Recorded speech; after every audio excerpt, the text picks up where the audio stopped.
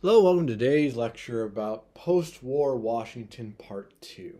So in the first part of the lecture, we spent some time defining the Cold War and its impact on the state of Washington, its economy, its society, its infrastructure, and general livelihood in the state of Washington. Today we want to talk about the civil rights movements, the other social movements, the Vietnam War, and how all of those things impacted the state of Washington. Okay? So let's begin.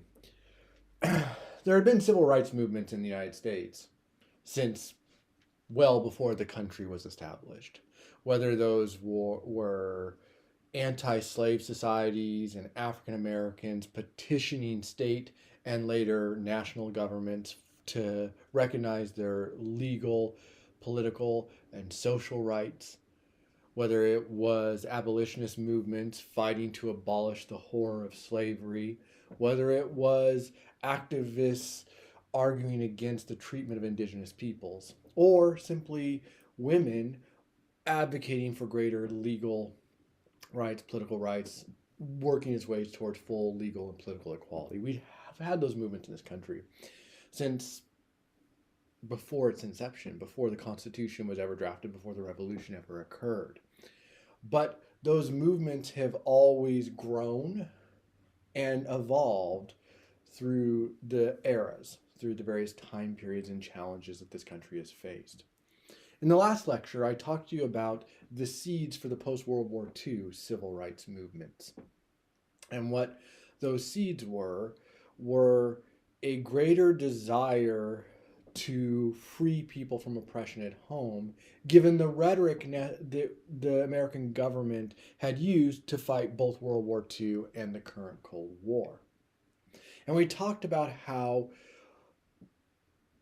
this movement could be along racial or ethnic lines, oppressed communities of color, or it could be along the lines of that transcended those boundaries of racial and ethnic communities, right? Like women and fighting for greater equality, gender equality. The Cold War and its rhetoric and World War II and its rhetoric had sort of given incitement to a more widespread conversation about these movements. So these movements have a long history in the United States and in the state of Washington. So it's not to suggest that all of a sudden in the 1950s, 60s, and 70s that these movements suddenly just occurred to people. I just want to make that clear. We've talked about how these movements have have have a long history in both this country and this region. But this real kickoff for the more modern civil rights movement happens in 1954. In 1954, the Supreme Court makes a pretty momentous decision, a decision with far reaching implications for the history of this country. And so we need to talk a little bit more about this decision. Just keep in mind, this conversation can be focused on Washington, but this decision is really important. So even though the decision is not initially about Washington and its primary impact isn't in Washington, it is important to understand because of the consequences that it's going to bring. So let's have a conversation about it. So the Supreme Court case I'm talking about is probably the most famous Supreme Court case of all time. It's called Brown versus Board of Education, Topeka, Kansas, and the ruling was issued in 1954. Okay, so Brown versus Board of Education. Actually, there's three Brown rulings. If you really get wonky and nerdy about Supreme Court history, we're just going to kind of treat this. What we're basically talking about is just the first ruling, which is known as Brown versus Board One. Um, and we're just going to collectively talk about it and its implications without getting into the nuance and detail of what was said in Brown 1, 2, and 3. So let's just, we have a more general conversation, mostly about what's known as Brown 1. But there's a couple things you have to understand. So Brown versus Board of Education on the surface was about a young black girl and what school she was allowed to attend. Okay? It was about a young black girl and what school she was allowed to attend. So, Brown refers to a young black girl who lived in Topeka, Kansas. Kansas was a state that had Jim Crow segregation, particularly in schools. And what that meant was there were black schools and there were white schools. Brown lived closest to a school that was a highly regarded school, elementary school, but it was a white-only school. In order to reach the black school, she would have to go to a completely different part of town, and that was much further away and wasn't nearly as considered as good of a school. And that's primarily because that in places with segregation, the schools that were designated schools for black children didn't get the same funding or resources. They often had textbooks from like the 1910s, 20s, and 30s, even though it was the 1950s and 60s. They often didn't have enough textbooks. The buildings were not maintained very well, so they were often very dilapidated. In every possible way, black schools were underfunded and underserved, which meant inevitably that every white school was better. That's not a statement on the people in the school. It's a statement on the funding model created by Jim Crow segregation. It was designed to create inferior black schools. That was the intent of it. So Brown didn't want to go to that school. It wasn't close. The Brown family didn't want their daughter to go to that school because that school was much further away and wasn't of the same quality. But Kansas state law said that that was correct. Now, according to the United States Constitution, right, particularly the 14th Amendment, there is something in the 14th Amendment called the Equal Protection Clause. And that has been interpreted traditionally that meant that African Americans or any person in this country who is a citizen is entitled to the same basic equal rights as everyone else. And so what happened in Brown is the Brown family said, this is a violation of our child's constitutional rights because the schools are not equal. Inherently, the state of Kansas is creating a system that gives unequal access and unequal educational opportunities. It's a constitutional violation. Now, this is not the first time that a policy or impact of Jim Crow laws had been challenged in the courts as unconstitutional.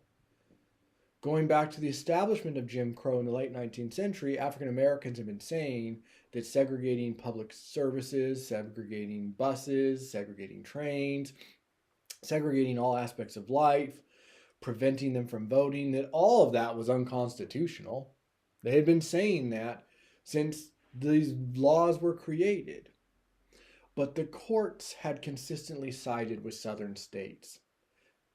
And in particular, in a very famous case known as Plessy versus Ferguson that happened in 1896, the Supreme Court had ruled that life in the South could be segregated as long as the services were being offered to both communities.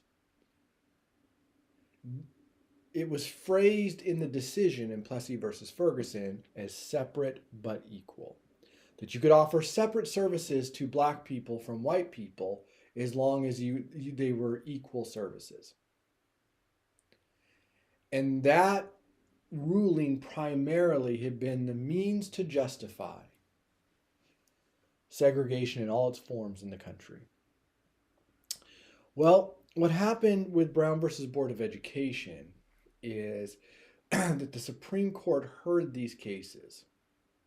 Now, you need to heard this case and heard arguments against that interpretation of the Constitution.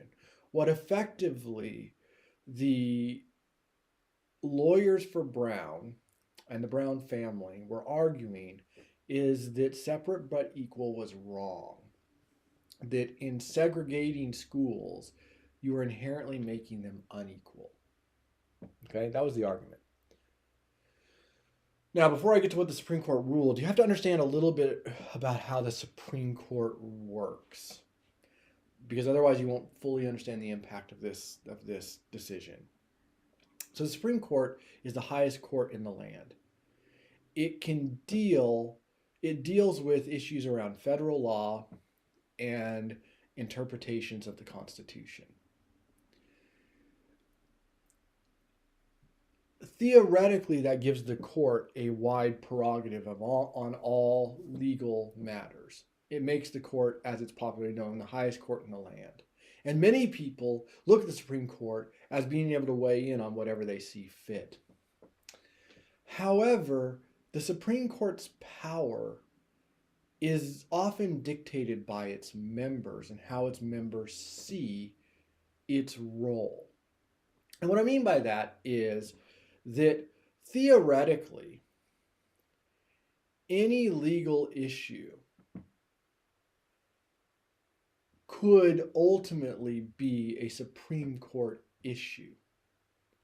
So you could have a small little law in a tiny town in the state of Washington that if the lawyers make the argument that it concerns an issue, even if it's a local law, that seemingly has nothing to do with the federal government or federal law or the Constitution or so on and so forth. If lawyers can make the case that there's a consequential constitutional or federal issue at stake with this local law, they might be able to convince the Supreme Court to take it. And if the Supreme Court takes it, then they might have to weigh these issues and decide. But keep in mind, the Supreme Court doesn't have to take the Supreme Court chooses its own docket. It chooses the case it wants to hear. The Supreme Court does not have to hear any case. And if it refuses to hear a case, then whatever the latest ruling was, if it came from a state court or if it came from a federal court, whatever that last ruling was, that stands. The Supreme Court chooses to hear whatever case it wants. Generally speaking, the Supreme Court only hears cases that it thinks A, it has to, and B, it wants to make a statement on. So the very fact that the Supreme Court took the case of Brown versus Board of Education made people all over the country who are interested in civil rights issues perk up. And in particular, they perked up because the Supreme Court in the 1950s had two new members. And in particular, there was a new Chief Justice. His name was Earl Warren. He was a judge from California. And he was the new Chief Justice. And just so you know, when we talk about the Supreme Court, a court is often given the name. A Supreme Court is often given the name by its Chief Justice. So as long as Earl Warren was Chief Justice, which he was in the 50s, 60s, and into the early 70s, it's known as the Warren Court. And then when the next Chief Justice comes, it's known as whatever that court is. Like right now, we're in the Roberts Court because he's the Chief Justice, right? It's just it's not constitutionally required to be called that way. It's just kind of a legal shorthand that we have for refer. It's just kind of a little nickname or shorthand that we have to refer to courts. So this is the Warren Court. Now, Warren had been chosen, along with another member, to be on the Supreme Court by President Dwight Eisenhower, who was a Republican. Eisenhower was not a civil rights activist. He was very much wanting to focus on Cold War and military infrastructure issues. He did not have an interest in civil rights.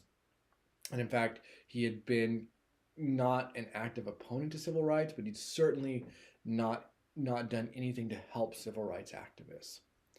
He certainly did not think when he was appointing Warren to the court that he was going to end up with a court that was going to embrace civil rights. But that's just what they did. Now, a little bit more about the workings of the court.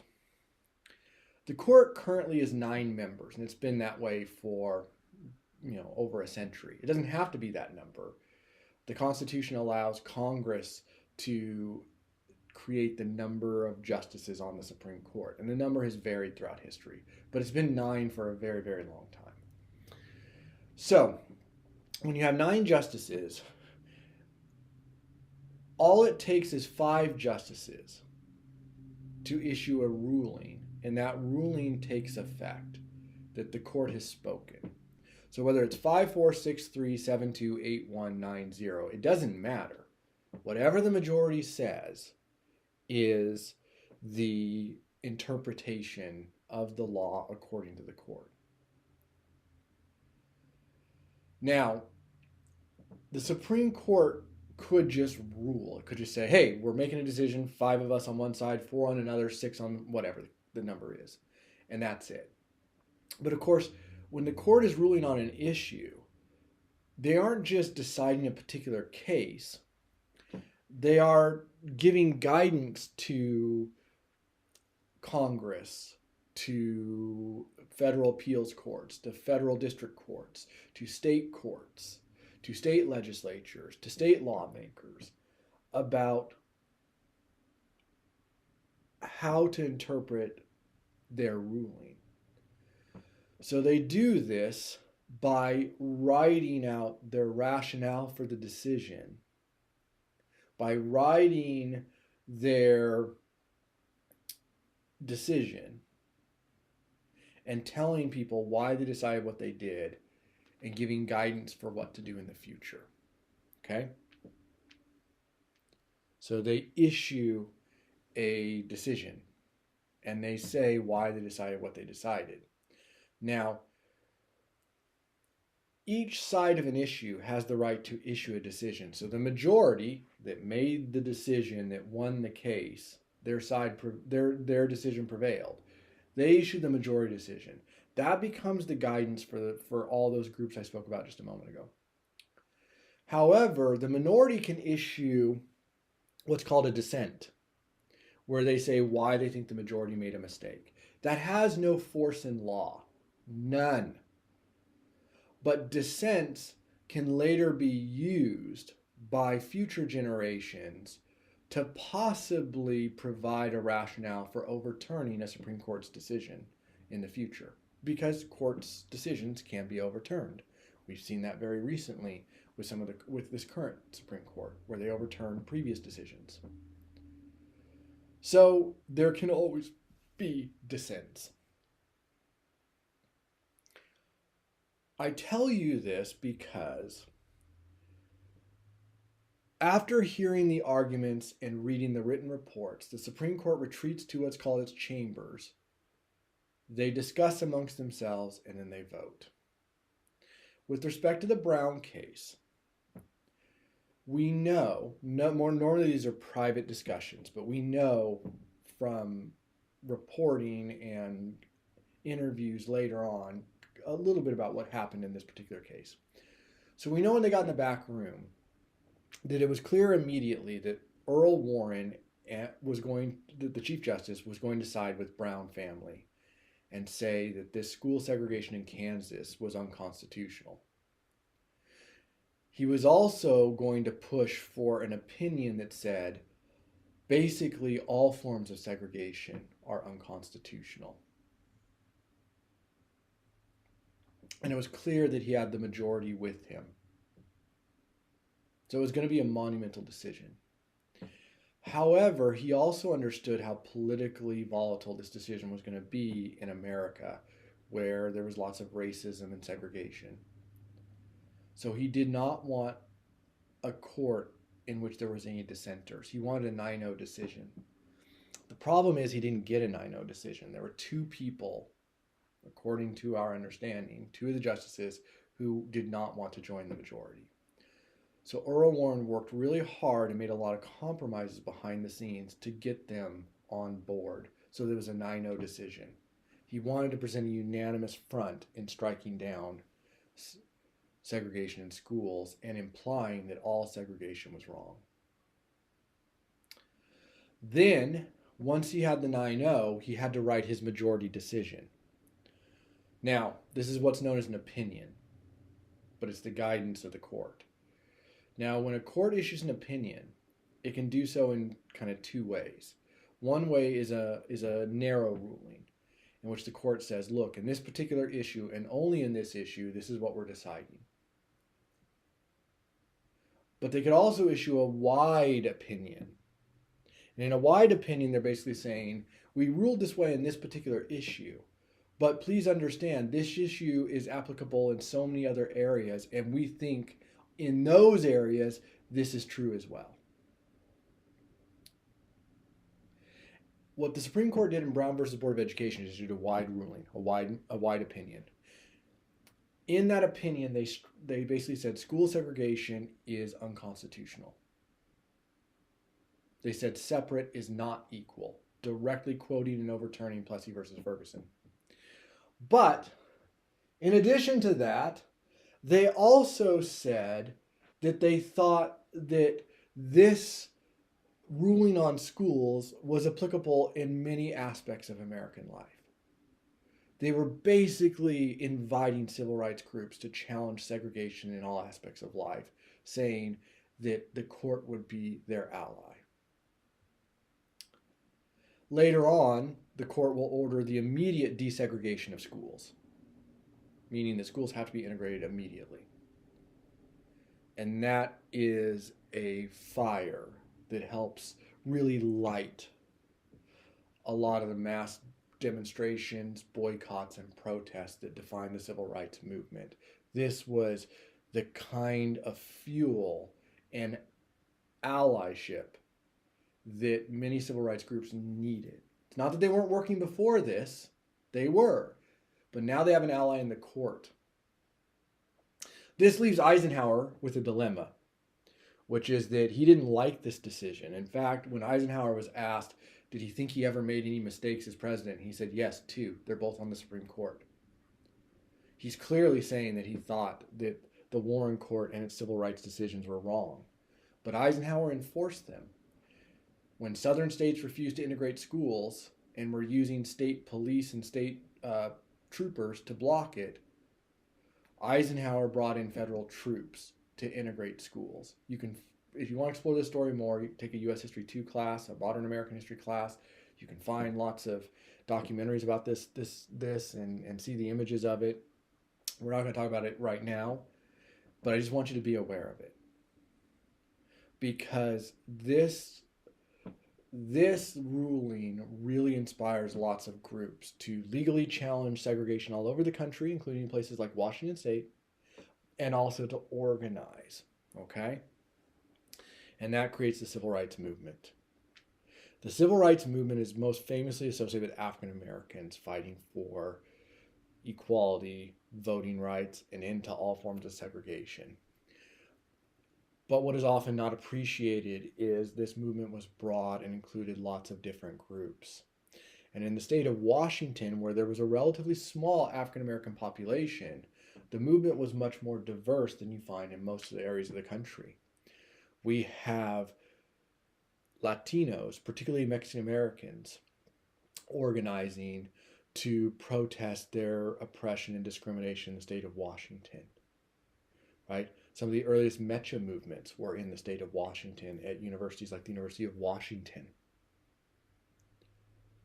You had Asian American groups, both collectively, but also individually. Chinese Americans, Japanese Americans, Vietnamese Americans, Korean Americans, all beginning to sort of advocate against anti-Asian discrimination and targeting those old laws on the books that allowed for their discrimination in cities and counties and towns. One of the largest civil rights movements in the state were Native American groups. In order to understand some of this, you need to understand what happened to Native Americans in the 1950s. So in 1934, as we talked about in a previous lecture, Roosevelt had signed into law the Indian Reorganization Act. And that was known, it was nicknamed the Indian New Deal. And that had reversed a lot of the horrendous policies of assimilation and allotment of the Dawes Act era. But But Indian schools still often existed, less powerful than they had been, but they still often existed. And even in places where they didn't exist, indigenous peoples found it very difficult to maintain their traditions and lifestyles without support of the federal government. They had also found themselves deprived of millions upon millions of acres of land that had once been theirs, but now had gone away with allotment, and the federal government refused to give those lands back or to removed those who had purchased the land in the 1880s, 90s, and early 20th century to give the land back to the reservations and the tribes who originally owned them. Moreover, many of the infrastructure projects that had been built during the New Deal era and into the Eisenhower era had been built on indigenous lands. Grand Coulee Dam, the Dalles Dam, those dams took away traditional fishing grounds. They were on indigenous lands or on areas guaranteed to indigenous peoples for access. So Native peoples found themselves in a better position with respect to federal policy after Roosevelt, but there were still challenges and issues. But things get very, very bad in the 1950s. In 1953, the Eisenhower administration decided to do away with reservations. And working with Congress, they created a policy called termination.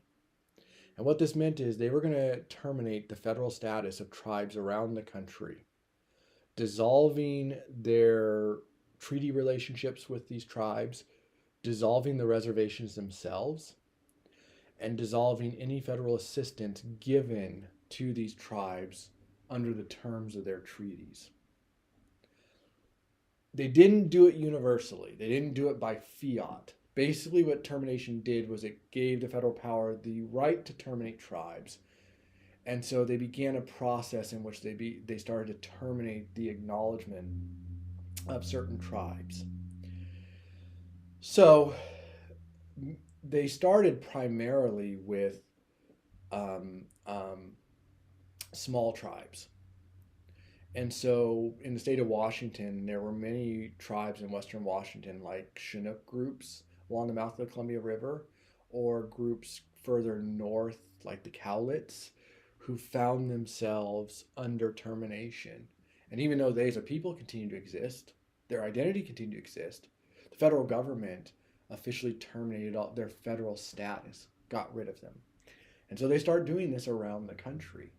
Native people see this as an egregious attack on their rights and their traditions, and rightfully so. Rightfully so. And so Native American groups begin to protest this, and they begin to become activists. The most famous of these groups was the American Indian Movement, known as AIM, but there were other groups as well. And many tribal leaders from the Pacific Northwest, especially the state of Washington, were important founders and leaders in this group. And many of the most famous protests of Native peoples was in the state of Washington. Probably the most famous one was there was a place in the Puget Sound called Fort Lawton.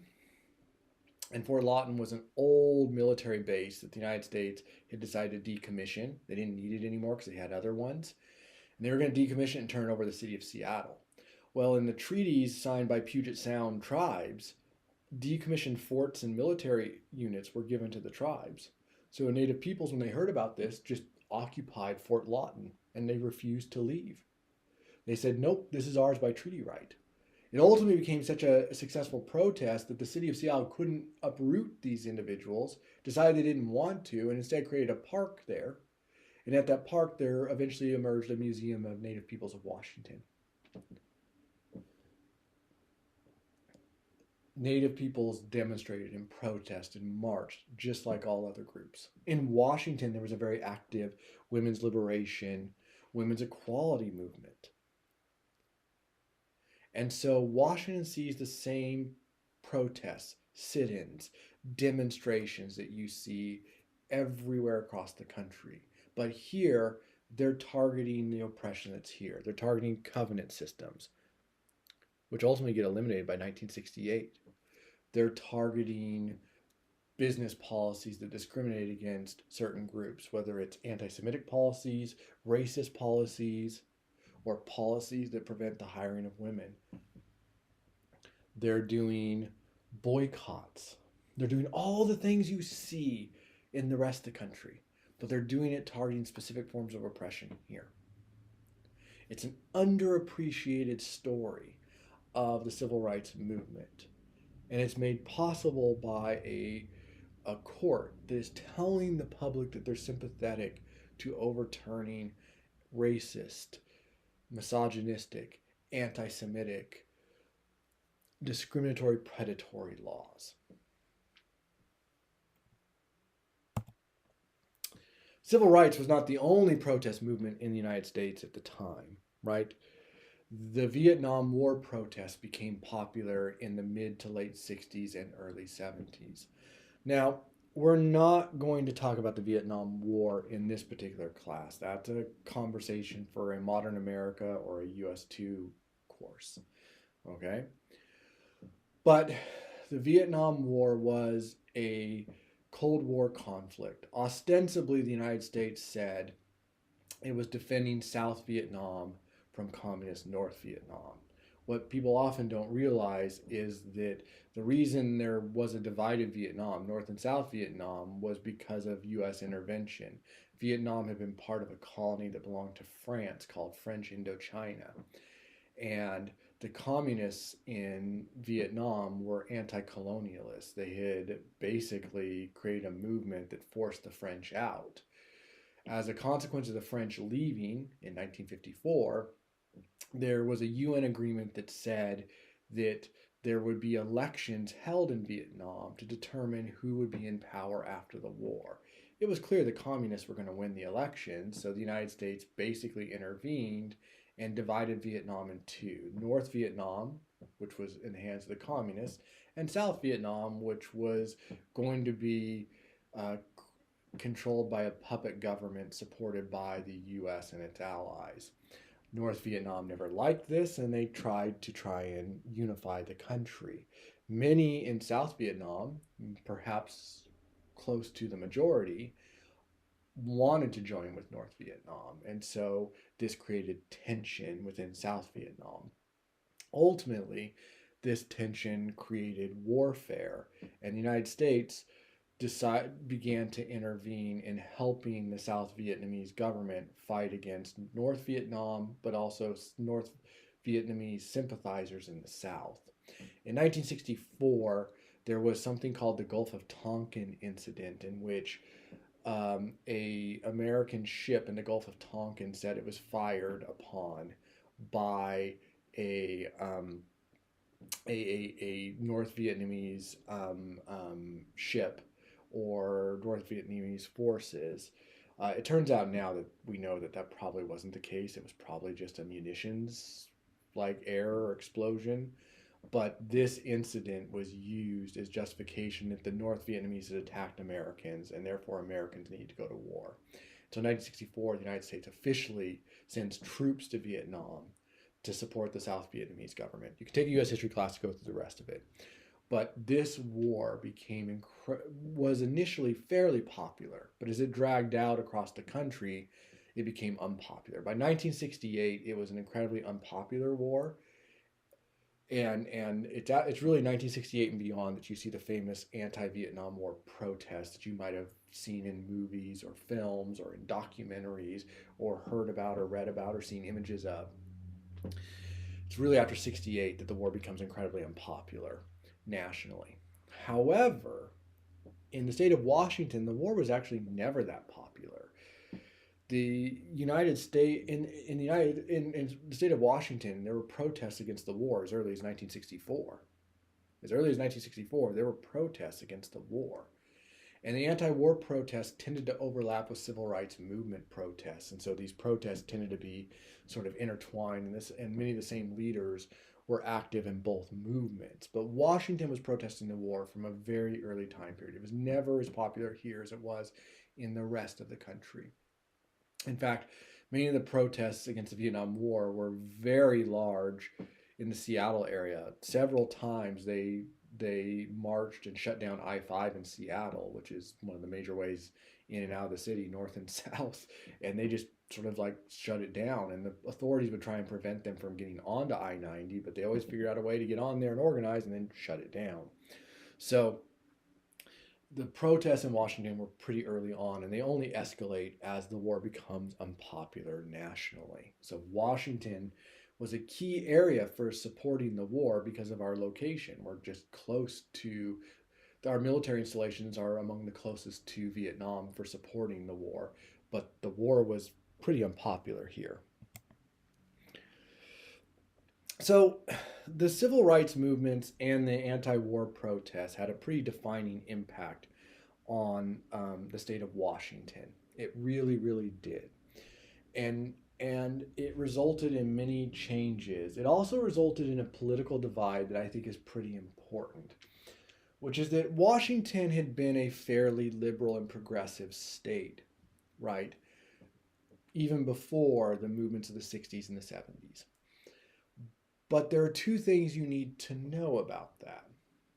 The first thing is, just because Washington was a progressive state didn't mean that it always voted Democrat. One of the things you have to understand is that the political parties in this country have had what scholars call ideological realignment.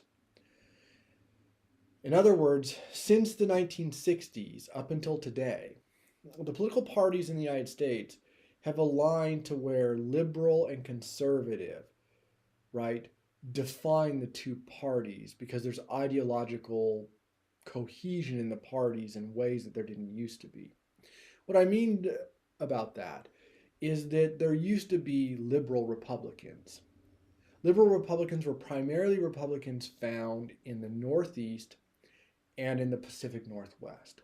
What I mean by liberal Republicans is that there were Republicans who supported the basic Republican platform, which was anti-communism, pro-business, pro-industry, pro-economic growth, relatively low taxes, relatively low government regulation of the economy.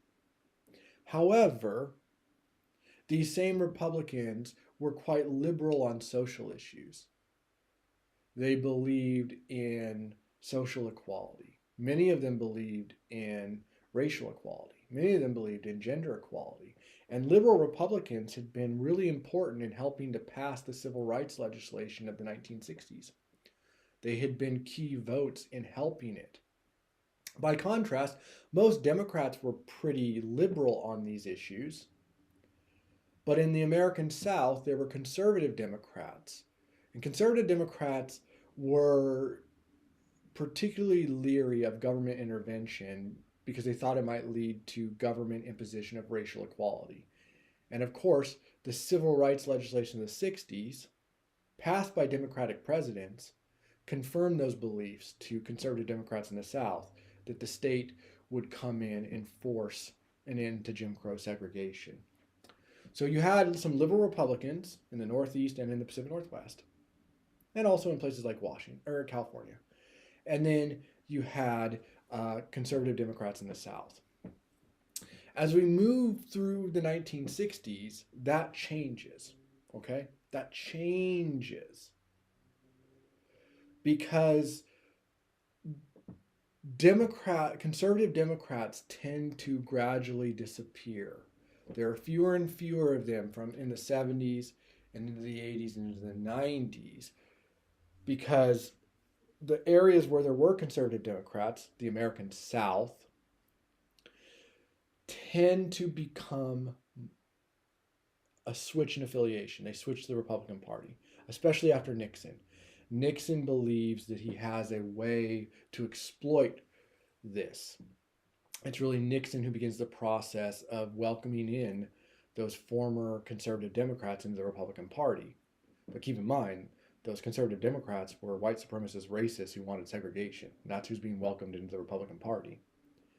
By contrast, liberal Republicans found themselves often at odds and on the outs in their party. They were often not welcomed in their party because they had supported civil rights And gradually, they either changed their affiliation to become moderate Democrats, or they simply retired from public service. Where that has an impact on the state of Washington, if the state of Washington had a real legacy of liberal Republicans. For instance, the mayor, the mayor of Seattle at the time of the Civil Rights Movement was a man named Evans, and he becomes governor of the state of Washington later. He was tremendously sympathetic to the Civil Rights Movement. He marched with demonstrators on several key occasions. When Martin Luther King Jr. was assassinated in 1968, he helped lead the mourning. He helped lead the public mourning. He met with civil rights activists to grieve publicly with them. He helped lead an end to the covenant system in Seattle. And he was a real supporter of civil rights, both as mayor of Seattle and later as governor. But someone like him, a liberal Republican, could get elected in Washington. But keep in mind, what the civil rights movement and the Vietnam War protests do is it results in Washington's becoming more and more liberal. And as a consequence of becoming more liberal, that means that there will be liberal Republicans in the state of Washington so long as the National Republican Party will allow for liberal Republicans. And as you get closer to today, there won't be much of that. Now, this divide also has regional implications within the state of Washington, because what happens is from the 60s on, the urban areas of Washington, particularly the Puget Sound, where the vast majority of the population in the state lives, become quite liberal. That doesn't mean they won't vote for Republicans. They did vote for Reagan in the 80s, who was a Republican. But by and large, they tend to vote Democrat. And since that's where the majority of the population is, what you're going to see is that increasingly the state of Washington elects Democratic governors, Democratic senators, and has a large Democratic contingent to Congress.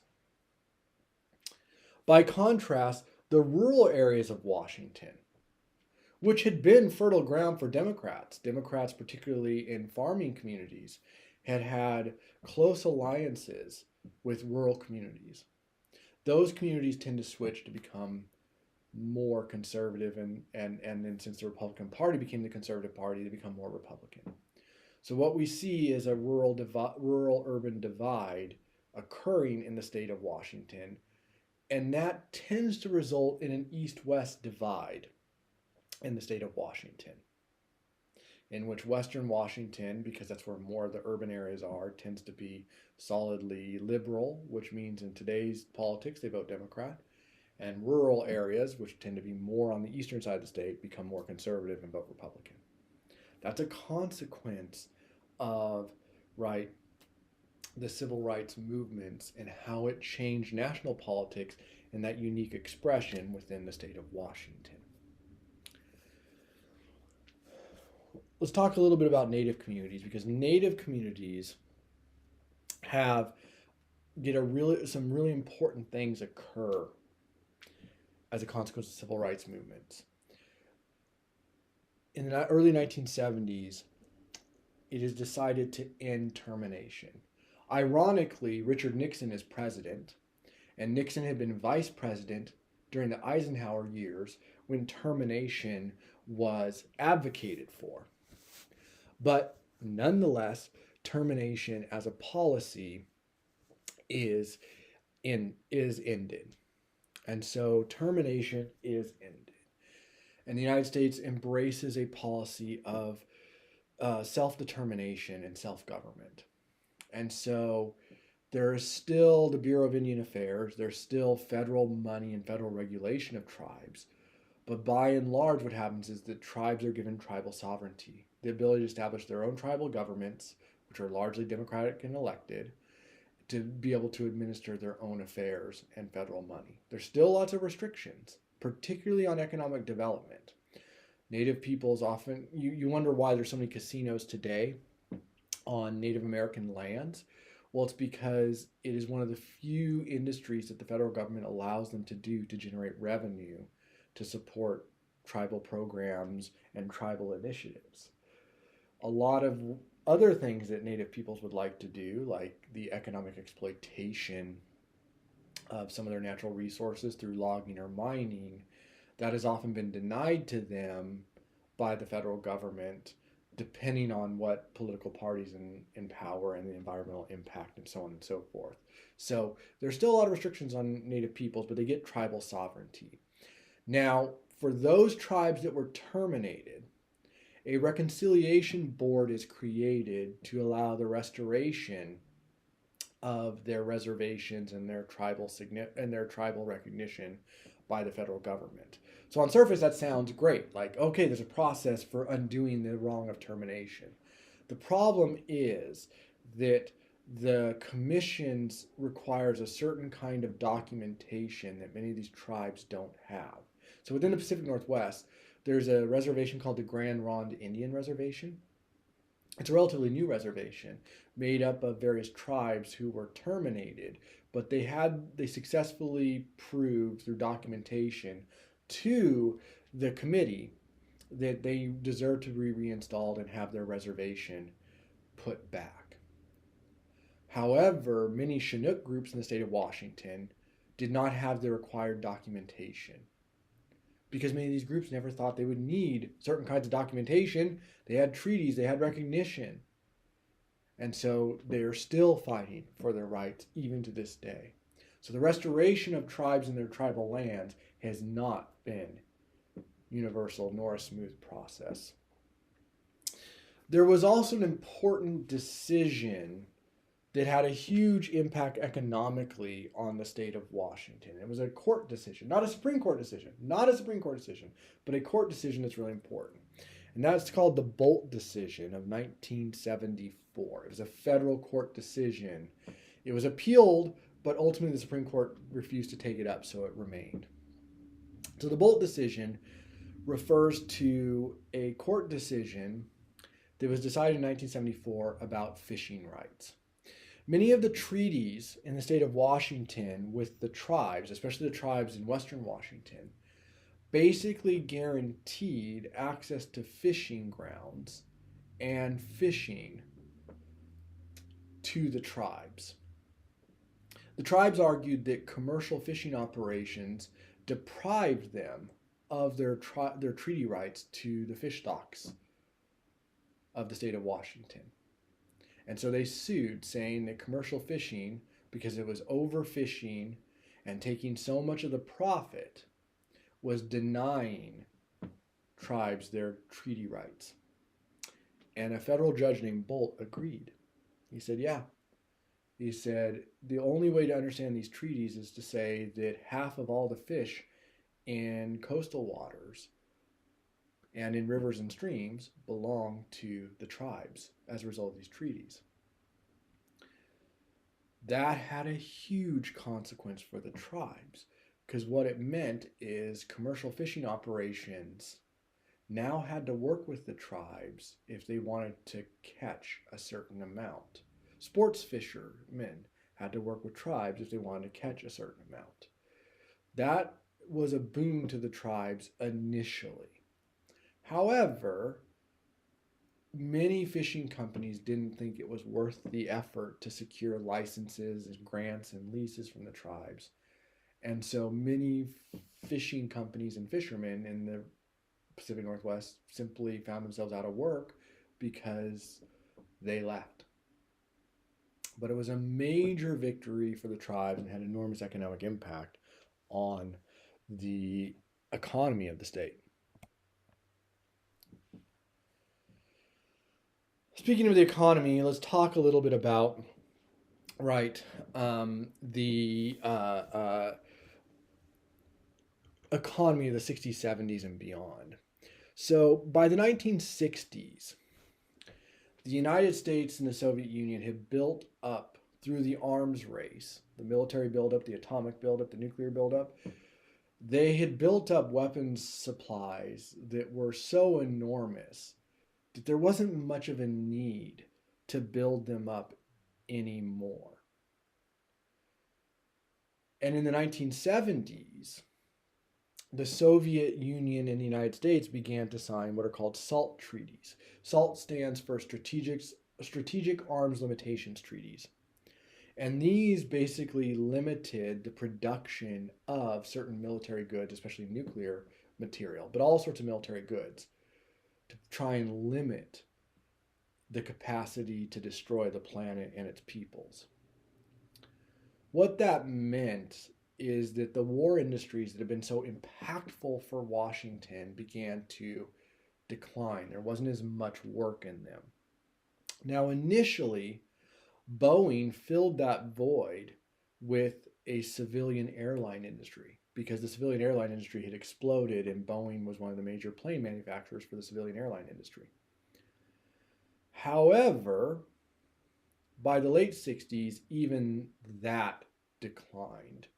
And you get the state of Washington entering a recession that's sometimes known as the Boeing recession. And people found themselves out of work and out of jobs. It was a pretty consequential thing. In fact, there was a famous billboard in the city of Seattle that said, "Well, the last person to leave Seattle, please turn the light off," because there was so much, uh, uh, uh, there were so many jobs lost that people were fleeing the city of Seattle. Another thing impacting the state of Washington was Washington always had a resource-based economy. But in the 1970s, there's an environmental movement that sweeps through the country. There is a desire to regulate air pollution and water pollution and to conserve forests and animals and all sorts of things. And Washington is at the forefront of this movement. In 1970, Washington creates the first Department of Ecology in the entire country. It's the first state to have a Department of Ecology to help look at environmental issues and health issues associated with economic industries. Washington will ban all oil tankers from the Puget Sound to try and clean up the sound. And then Washington's congressmen, particularly its senators, there are two really powerful senators from the state of Washington. One is Warren Magnuson, he's a Democrat, and the other one is Senator Jackson, Henry Jackson. And Jackson is another powerful Democratic senator. Actually, Jackson will run for president, a couple different times. Unsuccessful, of course. Doesn't even get the Democratic nominee, but he will run for it. But they are big supporters of the environmental movement, and they're big supporters of the Clean Water Act and the Clean Air Act and the creation of the Department of the Environment, Department of Energy at the federal level. And so Washington is at the forefront of the environmental movement. That results in tremendous conservation. But conservation has an economic cost.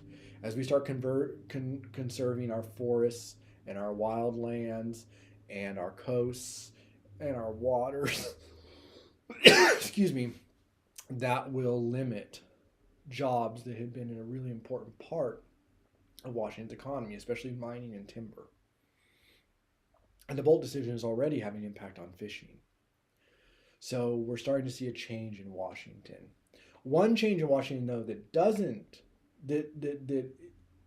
one industry that is not impacted by this change, though, is agriculture. Agriculture actually greatly expands in Washington in the 70s and 80s. And everyone thinks of Washington in the 70s and 60s, 70s as like a Boeing economy, but actually agriculture was the biggest industry in the state. The Columbia Basin Irrigation Project created an enormous expansion of agriculture. And irrigation system expansion created an enormous expansion of fruit farming. All of this will have an impact on the demographics of Washington because there will be the recruitment of labor from other parts of the country and other parts of the world, particularly the Latinx community. And so beginning in the 70s and 80s, Washington demographically changes to have a tremendously large Latinx community. It's not driven entirely by agriculture. I don't want to say that. But agriculture is part of what drives that story. And so Washington begins to economically and demographically change because of some of these things. So, as Washington enters the 1980s, it is becoming less reliant on Cold War industries and more reliant on agriculture, on civilian aircraft, and increasingly technology. It's in the 1980s that several technology companies, most famously Microsoft, are founded. And they take advantage of the low rents and the warehouse space all available by the mini economic depression of the 60s and 70s. And it's in the 80s that the tech sector grows and Washington becomes noted for its technology industry, for tech companies. And Microsoft is the first, and because Microsoft is so successful, it begins to attract other companies like Amazon to the region. And so in the 80s and 90s, Washington's technology industry transforms. Boeing is still here, although in the early 2000s, Boeing will move its corporate headquarters to Chicago, and it'll try and outsource some of its production to non-union states like South Carolina or Kansas, but they still will have a large impact in the state of Washington. But there's a shift. The timber industry is still present here, but it has to work with environmental regulations, some of which have increased and expanded since the initial ones in the 1970s. Washington has been a state that's moved even further to the left on a whole host of issues. We became one of the first states in the Union to legalize marijuana. We also became one of the first states in the Union to legalize gay marriage. Washington is a state that has moved progressively to the left. But it's also a state in which you can see the deep national divisions because that move to the left in the state of Washington has not been universal. The Puget Sound and Western Washington, where there are larger urban populations, have become much more liberal. But the rural areas have become much more conservative. Now, because of the population dynamics, Washington has tended to have a much more liberal state government. But to be clear, right, like that's a reflection of where people live, right? It's not a reflection of the entire state. It's just a reflection of the same divide we're seeing in this country, where rural areas are becoming more conservative and urban areas are becoming more liberal. There's much more we could talk about the current era, but I think for now that suffices. I thank you for listening. I'll talk to you again soon. Bye for now.